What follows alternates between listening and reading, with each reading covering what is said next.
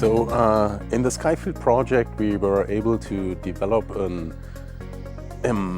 imaging protocol for specifically for imaging neurodegeneration at 7 Tesla with quantitative imaging biomarkers. Quantitative imaging means we're not interested in standard T1 or T2 weighted images of the brain, but we want to measure biophysical tissue properties.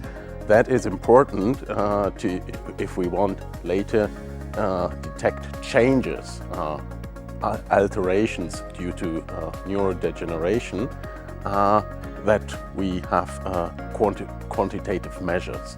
So that is what we developed at 7 Tesla, and in specific we developed that for ataxia. That is a very specific disease. It's a motor disease. It's a family of motor diseases, and we were specifically looking into so-called spinocerebellar ataxias, or SCA. And this disease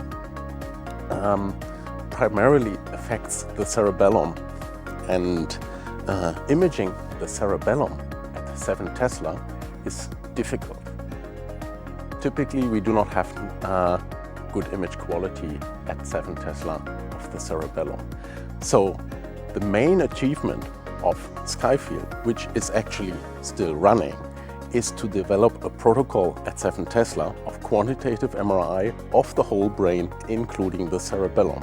This works now, and that was not possible before the project. The actual scanning of patients is still ongoing.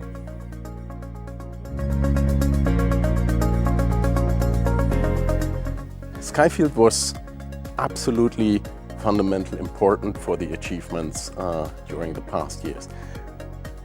This was a huge collaborative effort. There were actually even more also collaboration partners beyond the Skyfield project involved.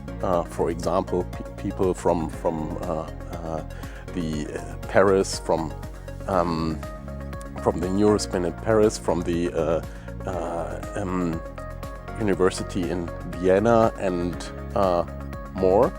But of course also the Skyfield sites, that means the project partners at Liège in Belgium, at Trondheim in Norway, and in also the colleagues in Ankara from Turkey, all played an important role to develop that new methodologies which I just explained. And without Skyfield funding, we wouldn't be where we are now, because this requires a lot of dedicated knowledge from specific fields and experts, and those we brought together in this project, which allowed us to develop this very dedicated imaging protocol.